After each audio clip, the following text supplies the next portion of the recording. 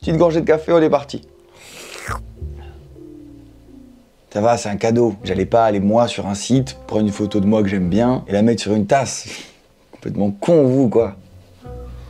Allez comme elle est belle. Bon les amis, bienvenue dans cette nouvelle vidéo. Aujourd'hui, vidéo un petit peu spéciale parce qu'on est chez moi, on n'est pas dehors avec la team et tout. On va discuter un petit peu et on va parler d'anecdotes que j'ai pu vivre à l'armée. Parce que c'est vrai que pour celles et ceux qui ne le savent pas, j'ai fait environ 3 ans et demi, 4 ans d'armée. Donc je vais vous demander de vous plonger. On va essayer de vous immerger via des illustrations. Exemple, je sais pas, Madros, tu te démerdes, tu me fais une illustration de moi là, qui est en train de discuter avec des amis à la plage. Les amis, moi je vais me baigner. Non, en fait l'eau elle est trop froide, j'y vais pas. On revient ici, du coup. Bref, premier degré les potes. Comme je vous disais, j'ai fait environ 3 ans et demi, 4 ans d'armée et les exercices, quand je vais parler d'armes, de tir, etc. durant la vidéo, c'est des moments d'exercice. En revanche, moi en tant que militaire et mes potes à ce moment-là, on est premier degré. Enfin voilà, c'était pour vous mettre dans le bain. Mais avant toute chose, on va commencer avec une petite intro. Déjà, pourquoi l'armée? Ça, c'est moi avant d'aller à l'armée. À ce moment-là, je vis peut-être ma meilleure vie, dans le sens où je vis dans un petit village en Corse, pas forcément très fréquenté, sauf l'été. Mais j'ai ma bande de potes, on profite les semaines, les week-ends, on tape des foot, on va en soirée, on part à la plage toute la journée en bateau, etc. Bref, rien de motivant pour aller à l'armée. Et pourtant, l'armée est entrée dans ma tête au lycée, les potes. J'aimais pas trop les études dans lesquelles j'étais. Et j'avais un ami à moi avec qui on discutait pas mal de ça. Et on voyait ça comme une issue de secours. Genre l'armée, c'était, putain, si la vie pro, entre guillemets, ne nous plaît pas, on trace à l'armée. Au fil du temps, j'ai oublié cette idée parce que je suis allé à la fac en STAPS. Moi, je voulais devenir kiné sportif à la base. Et à côté des études en STAPS, je travaillais dans un resto. Et un beau jour, j'ai mon ami à moi du lycée qui revient petit à petit dans ma vie. On reconnecte, lui et moi. Et il me repose la question, putain, au fait, toi, Elian, l'armée. Et c'est là que ça commence, les potes. Je l'accompagne du jour au lendemain au CIRFA pour finaliser son inscription. Je reviens sur ça. Le CIRFA, les potes, c'est le centre d'information et de recrutement des forces armées. En gros, c'est là-bas que tu vas si tu veux te renseigner un petit peu dans quoi ils recrutent, les régiments disponibles, etc. Si tu veux devenir militaire, en gros, le premier pas, c'est celui-là. Aller dans un CIRFA. Et CIRFA, ça veut pas dire plat préparé à domicile avec des produits frais. Ça, c'est HelloFresh. Ben oui, les gars, petite sponsor, qu'est-ce que t'as cru? HelloFresh qui nous accompagne, je suis très content, on va passer de ce côté. HelloFresh. HelloFresh, les potes, c'est commander des repas simples, faciles à faire, avec des produits frais. C'est très important. Voilà, vous avez des petites recettes qui vous accompagnent suivant les repas que vous allez commander. Moi, en l'occurrence, j'ai commandé orzo pilaf et crevettes en fête pour maman. Voilà, écoutez, la madrée va se régaler. Vous avez tout pour vous accompagner dans vos recettes, les étapes, les produits nécessaires et tutti quanti. Comme je vous disais, on est sur des produits très frais. Et chose importante, c'est des produits seulement utilisables pour votre repas. Donc pas de gaspillage, ça c'est le plus important. D'ailleurs en ce moment, si vous cliquez sur mon lien, vous pouvez commander votre box avec des repas à moins de 3 €, plus 3 cadeaux. D'ailleurs vous voyez même en ce moment à l'écran, moi qui me suis préparé ma petite assiette de crevettes en fête pour maman et orzo pilaf. Voilà, je me suis régalé, donc j'ai mis mes petits poivrons. Bah là on voit, hein, je suis en train de cuire les crevettes et je me suis régalé. La petite gousse d'ail, le persil, la crème épaisse. Il y a tout ce qu'il faut pour bien manger. Je vous remets le lien qui s'affiche à l'écran. N'hésitez pas à cliquer dessus. Encore merci à eux de m'accompagner dans cette vidéo. Et je vous montre tout de suite le plat que je me suis cuisiné. Ça, je l'ai transformé en ça. Et tac. Et voilà la team, petit repas fait avec des produits tout frais. Merci HelloFresh. On peut continuer la vidéo. Et une fois dans ce CIRFA, moi j'apprends que mon pote il veut devenir parachutiste. Parce que voilà, c'est le corps d'armée le mieux payé à ce moment-là quand tu commences. Et puis c'est aussi le plus impressionnant, genre t'es parachutiste quoi. On va pas se mentir, c'est un petit classique. Tu vois ce que je veux dire? Petit aparté d'ailleurs, en fait, quand t'es pas parachutiste, tu commences à 1300, 1400 €. Et quand t'es parachutiste, t'as 700 € en plus tous les mois qui tombent parce que t'es parrain. On appelle ça la prime à l'air. Et devinez quoi, en sortant de ce bureau? Eh ben je sors moi aussi. Avec tous les papiers pour s'inscrire. Et sauf qu'à ce moment-là, les potes, moi je vous mens pas, mais faut que j'annonce à mes amis, ma famille, mes grands-parents. J'ai même une copine à cette époque-là qui sont au courant de rien. Il faut que je leur dise, ah au fait, je pense que je vais quitter mon taf et je vais m'engager dans l'armée. Donc mon père, lui, ça va. Il était marin-pompier, il sait ce que c'est de s'éloigner de sa famille et ses amis. En revanche, ma mère, elle a enchaîné plusieurs nuits blanches. Je suis désolé maman, encore si tu vois ça.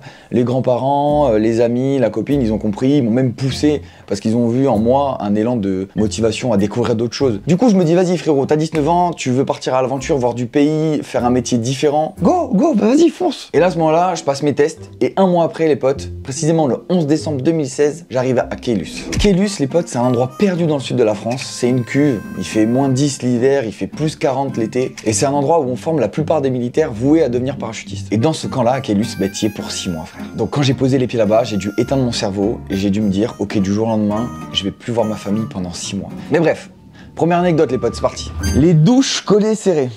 Alors celle-là, elle est spéciale, vous allez comprendre pourquoi. Comme je vous disais, on était partis pour 6 mois ensemble. On n'était pas 5, on n'était pas 10, on était 45.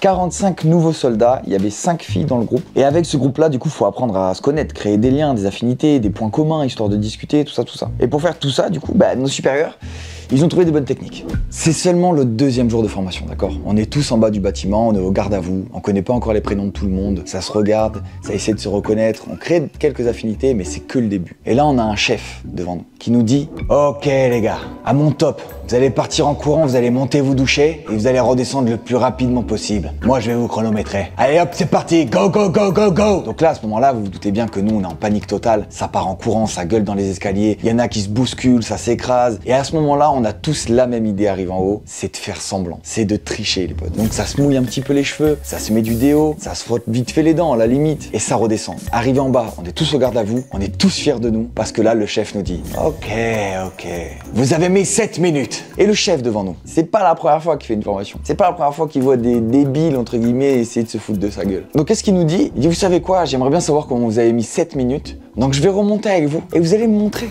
Tout simplement. Et arrivé en haut, il nous dit « Bah allez, déshabillez-vous. Montrez-moi, messieurs. » Donc personne répond parce que forcément, c'est tout ce qu'on a triché. Mais dans le truc, vas-y, il y en a certains qui commencent à se déshabiller et rentrer dans les douches, pendant que d'autres attendent. Et là, il rétorque « Ah ok, c'est comme ça que vous avez mis 7 minutes. Moi, je vais vous montrer comment vous auriez pu mettre 7 minutes. Ok, je veux tout le monde dans les douches. » Et là, on est en mode « Enfin, comment ça, tout le monde dans les douches, chef ?» « Tout le monde dans les douches, j'ai dit !» Donc on commence à se déshabiller, on est un petit peu paniqué, gêné, certains gardent leurs caleçons. Le chef, carrément, qui dit « Bah non, tu vas pas te doucher en caleçon. » Bref, à ce moment-là, il y a personne qui est à l'aise, on est tous gênés. On est 40 mecs, parce que du coup, les filles, elles sont dans leur dortoir. Et là, il nous dit « Toi, tu frottes le dos de lui, pendant que lui frotte les mollets de lui. Et lui, ensuite, il frottera le dos de lui. » Donc en gros, faut imaginer, mais une file indienne, comme ça, au bas, et après, ça s'est inversé. Une fois que moi, j'avais frotté les mollets du gars, je me levais, je frottais le dos. Les potes, l'image qu'il faut retenir, c'est celle-là. C'est moi, tout serré, contre la paroi d'une douche, avec un cul, où il y a peut-être de la merde, j'en sais rien. Le mec, il a couru comme moi toute la journée, il a fait des pompes, ça devait puer la transpiration. Et ensuite, je devais me relever, j'avais mon nez qui frôlait son cul, et c'est lui qui frottait les mollets du gars en face. Je vous jure que c'était un enfer. Par contre, je peux vous assurer qu'à ce moment-là, on est tous sortis des douches, et on avait mis 7 minutes. Et du coup, forcément, à la fin de tout ça, le chef nous dit « Écoutez, maintenant que vous avez mis 7 minutes en ayant cette technique, eh ben vous ferez tout le temps cette technique, ça vous rapprochera. Et au moins, on perdra pas de temps. » Tout ça, c'est vrai les potes, je vous jure qu'on a passé le premier mois entier de la formation à se doucher ensemble, à être 4 par bac à douche, à se frotter et tout. Bon, au fil du temps, ils ont diminué les douches comme ça un petit peu à la va-vite, on avait plus de temps pour nous. Mais au moins, si un jour il fallait mettre 7 minutes, on savait comment faire. Alors faut savoir qu'à l'armée, il y a beaucoup de moments comme ça hétéro-curieux. Et ça nous rapproche. Moi aujourd'hui, j'ai pas de mal avec mes potes de sortir une fesse, une couille, même un bout. Maxime le sait, Maxime me connaît par cœur si vous voulez savoir. Enfin bon, je vais vous épargner ça, je vais peut-être pas faire ça sur YouTube. Je débarque à peine, ce serait con de se retrouver ban, comme sur Twitch.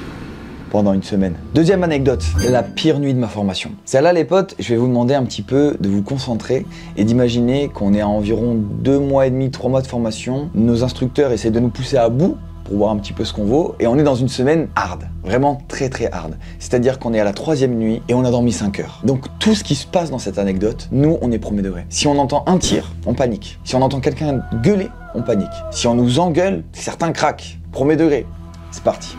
Imaginez une quarantaine de personnes, après quelques heures de marche, à qui on dit « Ok, cette nuit, vous allez surveiller cette colline. Et en bas de cette colline, il y a une route. Je veux connaître toute l'activité de cette route. Si une voiture passe à 2 h du matin, vous ouvrez votre carnet et vous écrivez qu'une voiture est passée à 2 h du matin. Demain, on vérifiera les carnets de tout le monde. » Donc en ce moment-là, on a tous compris que personne allait dormir cette nuit parce qu'il fallait surveiller cette putain de route. On est donc en haut d'une colline, par groupe de 3 dans des tentes, séparés environ d'une vingtaine de mètres. Et au sein de chaque groupe, on en a tous désigné un qui allait faire sa garde pendant 2 heures et on allait alterner tout simplement. Moi dans mon groupe, je suis avec un gars qui s'appelle Lucas, je suis avec une fille qui s'appelle Lucie et moi-même qu'on appellera Martin Luther King.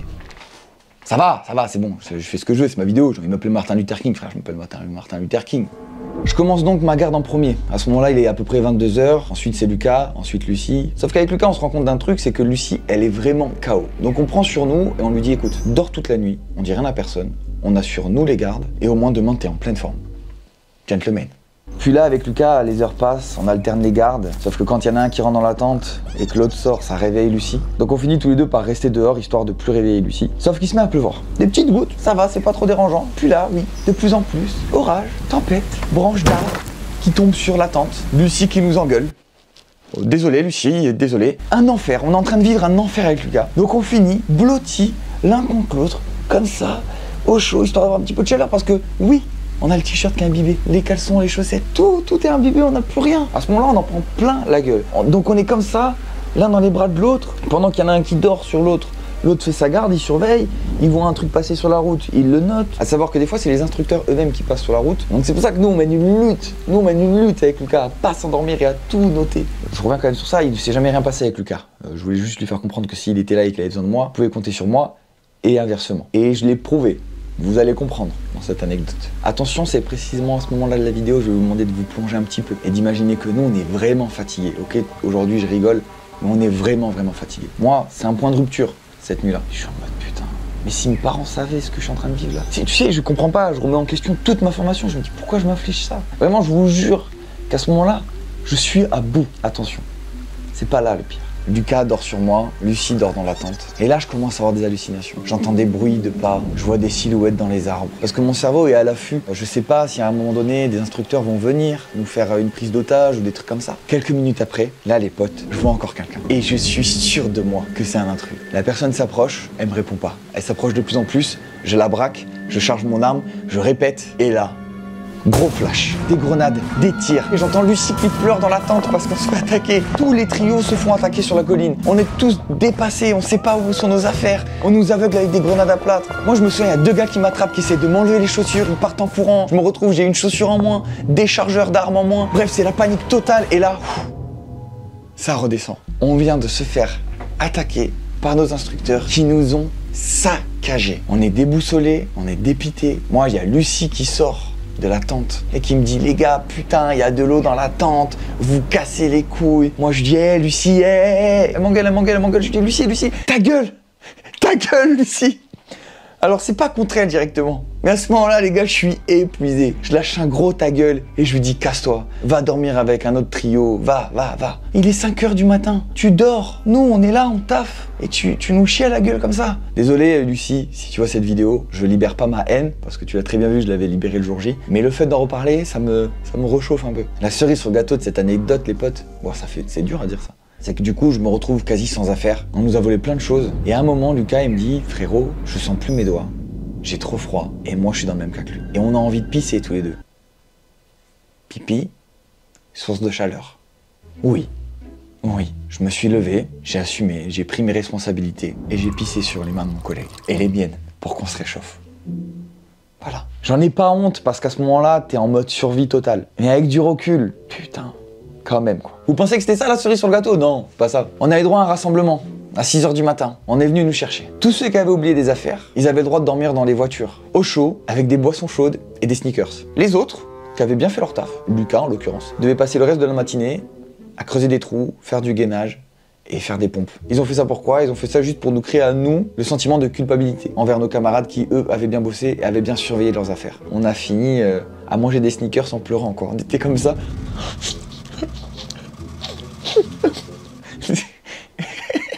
Mais voilà, c'est la fin de cette anecdote les potes. C'était vraiment la pire nuit de ma formation. On passe à la troisième. La serpillière. J'ai décidé de l'appeler comme ça et vous allez comprendre pourquoi. Fin de formation. Comme je vous disais, on était 45. À la fin, voilà, on a fini à 15. Les 15 meilleurs, j'ai envie de vous dire. Les 15 plus courageux, tout simplement. Les 15 prêts à donner leur vie pour leurs camarades. Non, c'est bon, c'est bon. Pardon. On a fini donc à 15 la formation, et ces 15-là, on s'est répartis une compagnie chacun, dans le régiment dans lequel on était. Je vous fais un petit dessin pour que vous compreniez. Ça, actuellement, à l'image, c'est un régiment. Dans le régiment, il y a plusieurs compagnies. On a dû choisir une compagnie chacun. Et dans chaque compagnie, il y a un petit bar, qu'on appelle ça la popote. Le petit bar en question, c'est le bar qui est ouvert à la fin de la journée pour tous les militaires. Donc généralement, le soir, chaque militaire de sa compagnie rejoint sa popote pour discuter avec les autres militaires, etc., etc. Et pourquoi je vous parle de cette popote-là? Parce qu'avec mon ami Lucas, on a décidé d'aller là-bas le premier soir où on est arrivé au régiment. Histoire de faire connaissance avec les supérieurs et d'en apprendre un peu plus sur leur métier, est-ce qu'on allait pouvoir vivre en mission. Bref, on voulait sociabiliser et montrer aussi aux anciens que même nous en étant nouveaux, eh ben, c'est bon, on n'avait pas peur de venir vers eux quoi. On aurait peut-être dû. La soirée se passe, je suis avec Lucas, on boit quelques bières, ça se détend, on fait connaissance avec certains supérieurs qui finissent tout simplement juste par nous saluer, pour nous dire bonne nuit, tout ça. Mais on reste et à la fin on n'est plus que 5. Donc c'est-à-dire qu'il y a 3 caporaux chefs et nous 2. Lucas et moi au comptoir. Et ça rigole bien au début, on s'entend bien avec eux, ça fait quelques vannes. On finit par se dire avec Lucas qu'on a trouvé ce qu'on cherchait, c'est-à-dire en savoir plus sur notre métier. Jusqu'au moment où un des 3 caporaux chefs est allé à la porte de la popote et il a fermé à clé.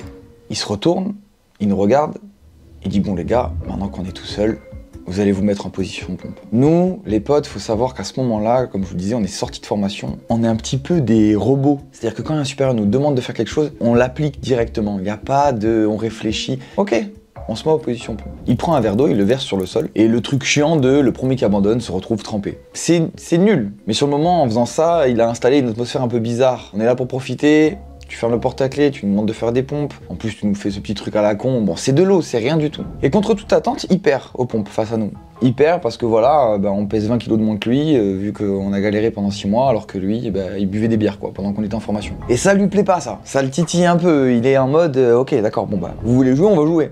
Sauf que non, on veut pas jouer de base. Tranquille, on est venu boire une bière. Il finit par me demander d'aller chercher une serpillière et un seau. Donc je vais chercher une serpillière qu'on utilisait tous les matins pour frotter les chiottes. Donc je vous laisse imaginer la gueule de la serpillière. Quand je lui ramène la serpillière, il allonge mon ami sur le sol et il s'assoit sur lui. Quand il s'assoit sur lui, il met ses jambes par-dessus les bras de mon ami pour pas qu'il puisse bouger, se débattre ou quoi que ce soit. Et moi je suis debout à côté et je regarde les 2 autres caporaux chefs, un peu en mode chelou ce qu'il fait là, votre pote quoi. Enfin, qu'est-ce qu'il compte faire surtout? Et là, il prend la serpillière et il la pose délicatement sur le visage de mon ami. Il est dégoûté, il sait très bien ce qu'on fait avec cette serpillière tous les matins et tous les soirs. Il le sait. Donc quand il l'a sur le visage, il commence un peu à se manifester. Caporal chef, vous faites quoi, tu vois? Caporal chef répond pas, prend le seau et il commence à verser de l'eau doucement sur le visage de mon ami. Dans la panique, parce que la serpillière, une fois qu'elle est imbibée, elle fait office de ventouse sur la bouche. Dans la panique, c'est étouffe. Au début, tu peux respirer avec la serpillière sur le visage, y a pas de problème. Une fois qu'elle est mouillée, ça fait ventouse. C'est-à-dire que quand tu veux respirer, ça fait... C'est débile comme exemple, enfin je sais pas si vous me comprenez quand je le fais comme ça, mais du coup mon pote lui panique. Le caporal chef lui il verse l'eau doucement. Donc moi, je suis dans un sentiment d'incompréhension la plus totale. J'ai envie de le bousculer, j'ai envie d'intervenir, sauf que je sais pas de quoi il est capable ce mec. Je sais pas à quel point il est respecté aussi dans la compagnie. Sachant qu'en plus les 2 autres ils bougent pas. Et moi quand je les regarde, ils sont en mode reste à ta place, on n'intervient pas. Sauf que moi j'ai du mal à tenir en place. Et là je sais pas, je craque quoi, tout simplement. Je suis en mode non, je me dis non frère, je viens, je le pousse et je lui dis faites-le sur moi. Parce qu'en fait je suis en mode je sais que je viens de faire une connerie, je viens de pousser un supérieur et tout. Mais du coup, je me dis, je vais peut-être le soulager en lui disant, ah, faites-le sur moi, tu vois. Donc, je m'allonge à mon tour. C'est parti, j'ai la serpillière sur la gueule. Je suis dégoûté parce que voilà, comme je vous disais, il y a de la merde dessus. Et je sais pas pourquoi j'ai un éclair de génie qui est dégueulasse, mais un éclair de génie sur le moment. C'est que j'ouvre la bouche pour respirer. Sauf que je tire la langue. Et le fait de tirer la langue, ça crée une petite bosse qui permet à l'air de passer dans le nez si je garde la langue tirée. J'ai le tissu et je fais.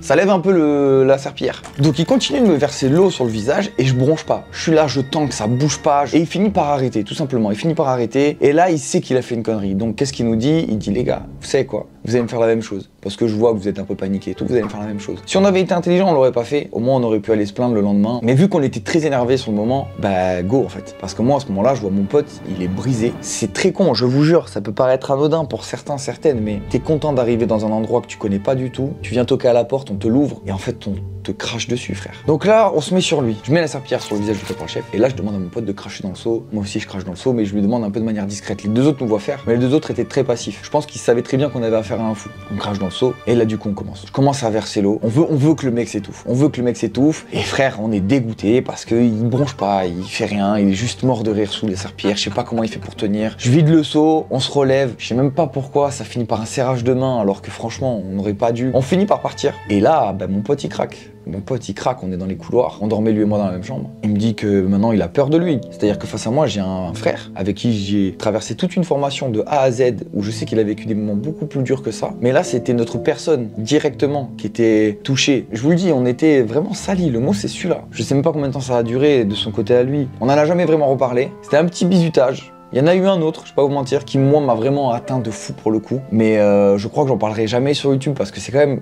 quelque chose. Mais cette anecdote-là, ça va, je pense que je pouvais vous la raconter, elle est pas pour moi en tout cas traumatisante. Et mon pote, personne connaît son identité. Donc voilà la team. Pas très joyeux, mais attendez de voir la dernière. 9 mm dans le cul. Vous allez comprendre pourquoi. Elle est débile. Mais qu'est-ce qu'elle est drôle, putain. On est entre potes dans la chambre en train de faire l'apéro, petite musique, ça débriefe la journée, ça prépare la semaine, tout ça, tout ça. Et là, d'un coup, on entend toquer à la porte. Et qui rentre dans la chambre? Un caporal-chef. Un caporal-chef, les potes, qui dans la compagnie était très respecté de parce qu'il avait vécu les conflits dans lesquels il était, mais aussi assez craint parce que c'était quelqu'un psychologiquement, mentalement pas très stable. Donc quand il rentre dans la chambre, qu'il nous voit faire l'apéro et qu'il a une main dans le dos, on se dit bon bah on va en prendre plein la gueule. Ça va être à coup de fessée pour nous ce soir. Sauf que pas du tout. Là, il sort quoi de son dos? Un pack de 6. Pack de 6 bières, ça se régale, ça fait l'apéro ensemble, ça rigole et on fait connaissance avec lui, mais genre trop bien. C'est un supérieur certes, mais dans ce genre de moment-là, on est tous un peu égaux. Et au fil de la soirée avec lui, il nous raconte que son meilleur ami l'a rencontré à l'armée. Il l'a rencontré à l'armée, mais il a aussi perdu à l'armée lors d'un conflit. Donc nous, on le regarde avec des étoiles dans les yeux parce que on est admiratif de son parcours, on l'écoute et nous explique un petit peu les liens qu'il avait avec ce mec-là, mais il nous explique avant tout la tradition qu'ils avaient ensemble avant de partir en mission. Cette tradition-là, elle avait pour but entre eux de se lier un peu plus, de se sentir comme des vrais frères. Et il nous propose donc de participer à cette tradition parce qu'il sait qu'on va partir avec lui au Mali, sachant qu'il y a un petit peu cette boule de stress. On sait que le Mali en ce moment c'est pas trop ça pour quand on était en mission. Et tout bonnement, bah nous on l'accepte, on veut faire partie de ce truc, on veut se sentir comme des vrais frères. Et là il sort son arme. Il sort son arme et il vide son chargeur de 4 balles et il nous en donne une chacun. Donc devant nous, on a un verre de whisky et une balle de 9 mm. Lui, il commence à prendre la balle de 9 mm et il la met dans son verre. Il nous demande de faire pareil que lui. On trinque, on boit. Quand il pose son verre, il n'y a plus la balle de 9 mm. Nous, il y a toujours la balle de 9 mm. Du coup, qu'est-ce qui se passe? Il nous resserre et il nous dit, les gars, je pense que vous n'avez pas très bien compris où je voulais en venir. Cette tradition, si vous voulez qu'on soit liés, quand vous posez vos verres, il n'y a plus la balle de 9 mm. Donc là, on se regarde tous, on est en mode, putain, faut avaler une balle de 9 mm, il y a de la poudre à canon dedans, je sais pas si vous réalisez. Et quand la balle arrive dans l'estomac, tu te dis, putain, potentiellement, l'acide qu'il y a dedans peut ronger le métal et faire dissoudre la poudre à canon dans le bide. Bref, c'est hyper dangereux le truc. Tu te dis, bah non, je vais pas faire ça. Et pourtant, si. Et pourtant, si.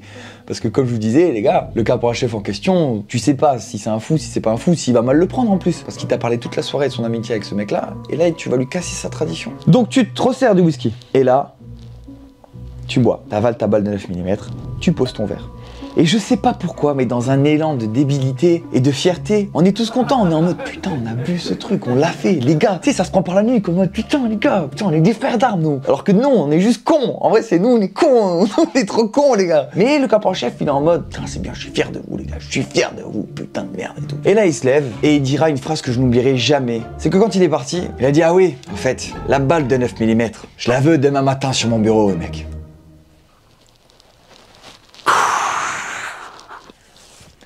Reçu, chef. Je revois, les gars, les têtes qu'on fait quand on comprend qu'il veut qu'on aille chercher la balle dans notre merde. Parce que oui, attendez, ça là, ce que vous voyez là en ce moment, c'est une revue d'armes. Toutes les semaines, notre adjudant passait de chambre en chambre et vérifiait que personne n'ait rien perdu. Que ça soit une munition, que ça soit la matraque aussi, que ça soit le kit de premier secours. Bref, l'adjudant, il vérifie tout. Et il vérifie pas tout que pour les jeunes. Il vérifie tout pour le caporal-chef, pour le sergent-chef, etc., etc. Et s'il manque un truc chez quelqu'un, et là, en plus, c'est une munition, c'est genre gravissime. Premier degré, parce que potentiellement pour l'adjudant, du coup, il y a quelqu'un qui vole des munitions à l'armée. Donc qu'est-ce qu'on fait avec les gars? Ben on passe tout simplement la nuit aux chiottes. On mange, on boit, histoire de vraiment créer quelque chose dans le bide et de le sortir au plus vite, au plus vite, au plus vite, au plus vite. Résultat des courses, après cette nuit-là, tout le monde, je dis bien tout le monde, a ramené les balles de 9 mm sur le bureau du caporal-chef, sauf un, Bibi. Sauf moi, parce que je l'ai ramené le surlendemain. J'étais en panique totale, les gars. J'ai fouillé ma merde pendant 1 jour et demi. Quand je voyais un truc un peu jaune, je me disais, ah, c'est peut-être ça. En fait, non, c'était du maïs. C'est pas glamour, je le sais. Mais voilà, je l'ai retrouvé la balle. Et en plus de ça, quand je l'ai posée sur le bureau, elle était propre. Elle était clean. Voilà les amis, c'est la fin de cette vidéo. Merci à celles et ceux qui sont restés jusqu'au bout. J'espère que les anecdotes vous ont plu. Si vous voulez une autre vidéo comme ça, type face cam, anecdote, faites-le moi savoir en commentaire. Dites-moi aussi si celle-là vous a plu. Je vous mets mon Insta et mon Twitch, c'est là où je suis le plus actif. C'est là que je vous tiens aussi au courant pour les sorties des nouvelles vidéos sur YouTube. Donc restez branchés. Merci encore à HelloFresh de m'avoir accompagné sur cette vidéo. Je vous fais des bisous. Ciao ciao, à la prochaine.